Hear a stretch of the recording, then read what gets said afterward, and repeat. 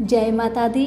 मेरे सभी प्यारे दोस्तों, मैं लक्ष्मी शर्मा बड़ों को चरण स्पर्श, छोटों को प्यार और बराबर वालों को दिल से नमस्कार करती हूँ।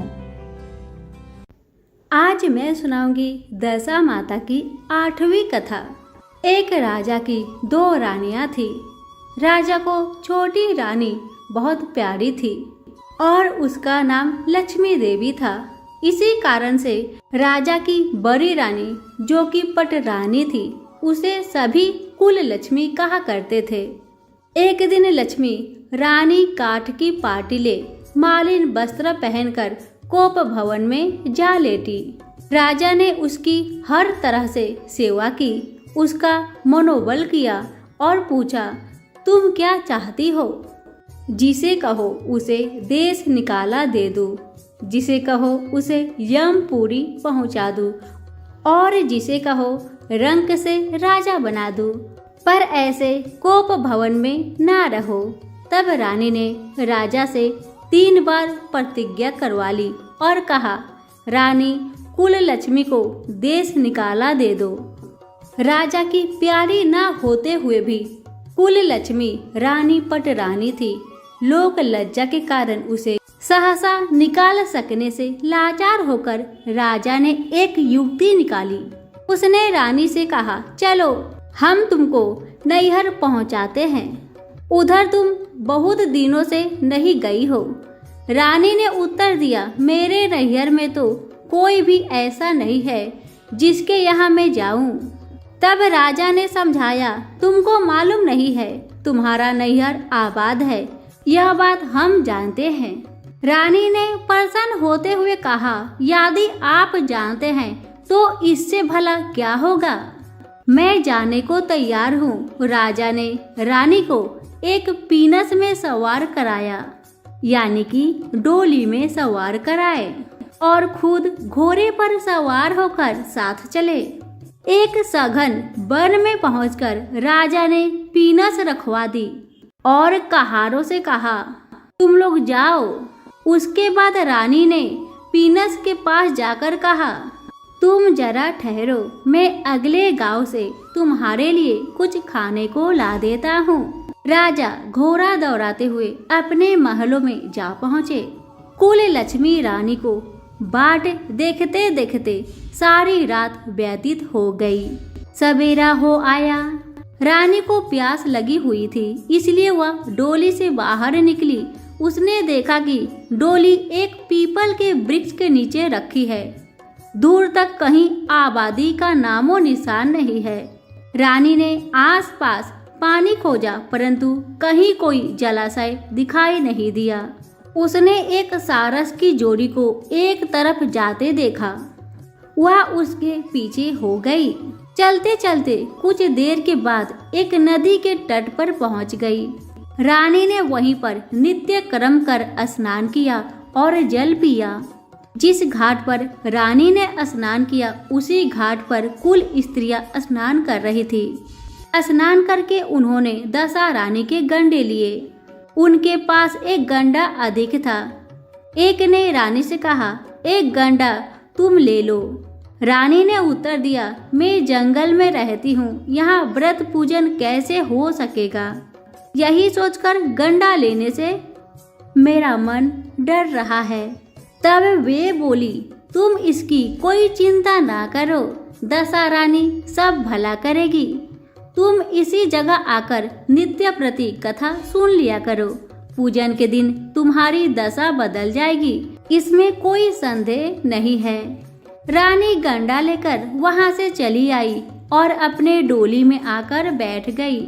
थोड़ी देर में दशा रानी एक बुढ़िया का भेष धारण कर आई और रानी से बोली, बेटी यहाँ बैठी क्या कर रही हो? रानी ने पूछा, पहले तुम ये तो बताओ तुम कौन हो?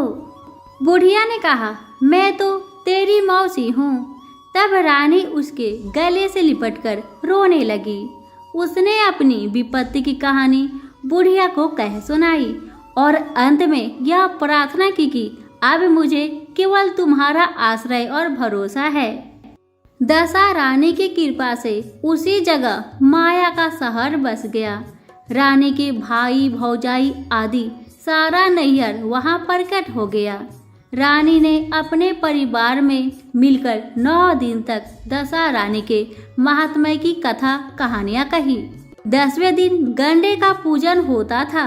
उस दिन सवेरे दशा रानी ने कहा, तुम आज नदी में स्नान करने जाओगी। वहां तुमको जो स्वर्ण कलश मिले उनको ले लेना और जो डोली तुमको लेने के लिए जाए उसमें निसंकोच सवार हो जाना। किसी प्रकार के संकल्प विकल्प में पड़कर यह न पूछना कि डोली किसकी है। रानी नदी में स्नान करने गई। वह स्नान करके जल से बाहर निकली तो किनारे 2 सोने के कलश दिखाई दिए। उन्हीं के पास सुंदर रेशमी वस्त्र सवारे हुए रखे थे। रानी ने वस्त्र बदलकर घरे भरे और जो ही अपने स्थान की ओर चलना चाहा तो ही एक डोली सामने से आता दिखाई दिया। रानी समझ गई कि हो ना हो इसी डोली के बारे में मौसी ने मुझे सूचना दी थी। तब वह फौरन डोली में सवार होकर अपने घर गई। वहां माया के परिवार की सब स्त्रियों समेत रानी ने दशा रानी के गंडे की पूजा की, सुहागिनों को भोजन कराई, तब पारण किया। तदंतर रानी अपने नैहर के परिवार में आनंद पूर्वक हिल मिलकर रहने लगी। कुछ दिनों के बाद सहसा राजा को रानी का स्मरण हुआ। उसके ध्यान में आया, कुल लक्ष्मी रानी को जिस दिन से जंगल में छोड़ आया हूँ उसी दिन से आज तक उसका कोई समाचार नहीं मिला। चलकर देखना चाहिए कि उसकी क्या गति हुई है। जब वह रानी को खोजने के लिए चलने लगा तो मंत्रियों ने समझाया कि अब रानी का आपसे मिलना नहीं हो सकता। राजा ने किसी की बात पर कोई ध्यान नहीं दिया।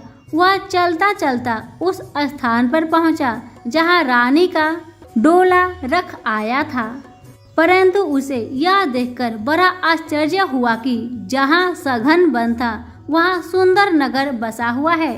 राजा के प्रश्न करने पर नगर के लोगों ने कहा, यह कुल लक्ष्मी रानी का नगर है। तब तो राजा और भी आश्चर्य में डूब गए। वह बार बार यही विचार करता था कि यह जगह तो वही है जहां मैं अपनी रानी को छोड़ गया था। क्या उसी के नाम से यह नगर बसा हुआ है? राजा ने महल के पास जाकर इतला कराई कि अमुक राजधानी का राजा मिलने आया है। रानी ने राजा को पहचान कर उत्तर दिया, मैं ऐसे दगाबाज राजा से नहीं मिलना चाहती।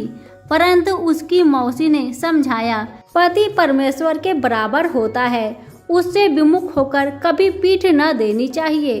तुमको यही उचित है कि उनका स्वागत करो, यथाशक्ति सत्कार करो और विनय पूर्वक मिलो। रानी ने राजा को महल के भीतर बुलवाया और वही डेरे पर ठहराया। दोपहर को राजा भोजन करने गए। उनके साथ एक नाई था। वह भी राजा के समीप ही खाने को बैठा। रानी राजा को तथा उस नाई को परोसने लगी। पहली बार जो ही रानी ने नाई के सामने पत्तल रखी तो ही उसने रायते का एक छींटा रानी के पैर पर डाल दिया। रानी ने उसकी इस क्रिया को नहीं जाना। दूसरी बार रानी परोसने को आई, तब दूसरी पोशाक पहनकर आई। राजा मन में सोचने लगा कि यहाँ तो एक क्या कई रानियां हैं, सभी एक से एक है। इनमें यदि मेरी रानी हो तो मैं उसे पहचान नहीं सकता। डेरे पर आकर राजा ने नाई से कहा, यहाँ तो कई रानियां हैं, यह कैसे मालूम हो कि अपनी रानी कौन है? नाई बोला, महाराज रानी तो एक ही है, वह पोशाक बदल बदल कर परोसने आई है, इसी में आपको भ्रम हुआ है। राजा ने पूछा, तूने कैसे जाना कि रानी एक ही है? वह बोला, मैंने पहले ही बार बार रानी के पैर पर रायते का छींटा डाल दिया था। जब दूसरी बार वह परोसने आई तब भी उसके पैर पर वह छींटा पड़ा था, और तीसरी बार आई तब भी छींटा मैंने बदसूर देखा। इसी बीच में रानी ने राजा को महल में बुलाया। वहाँ सेज लगी हुई थी, उसी पर राजा को बैठाकर उसने पान दिए। राजा लेट गया, रानी पैर दबाने लगी। तब राजा ने कहा, रानी बहुत दिन हो गई है, अब राजधानी चलो। रानी ने जवाब दिया, मैं नहीं जानती, उस दिन को याद कीजिए। मैंने ऐसा क्या अपराध किया था जिसके कारण आपने मुझे वनवास दिया था? आपने जिस सौत की बात मानकर मेरा अनादर किया था, अब उसी को लिए हुए बैठे रहिए। आप तो मेरे सर्वनाश कर चुके थे। यह तो सब मेरी मौसी की बदौलत है कि मैं जीती बच गई। इस पर राजा ने रानी को बहुत समझाया और अपने किए पर पश्चाताप करते हुए माफी मांगी। तब रानी बोली, मैं केवल एक शर्त पे आपके साथ चल सकती हूँ। राजा ने पूछा, वह क्या है? रानी ने कहा, आप मेरी मौसी से यह वरदान मांगे कि यह शहर और यह बाग बगीचे आपकी राजधानी के समीप पहुँच जाए, जिससे जब मेरी जी चाहे आपके महल में रहूं और जब जी चाहे तब मौसी के दिए हुए महल में चली जाऊं। मेरी मौसी बड़ी दयावान और भोली भाली है, संभव है वह आपकी बात को न टाले। राजा ने रानी की मौसी यानी कि दशा रानी के पास जाकर निवेदन किया, यह नगर और बाग बगीचे मेरे नगर के पास पहुंचा दिए जाए। मौसी ने कहा, तथास्तु। उसी समय दोनों शहर के पास हो गए, मानो एक दूसरे का एक भाग है। राजा ने दशा रानी की कृपा का प्रभाव जानकर शहर भर में ढिंढोरा पिटवा दिया कि अब से सभी लोग दशा रानी की पूजा किया करें। भगवती दशा रानी ने कुले लक्ष्मी रानी पर जैसी कृपा की, वैसी वह आपत्ति में पड़ी हुई स्त्री मात्र पर दया करके उसे ठिकाने लगावे। सभी बोले, दशा माता की जय हो। धन्यवाद।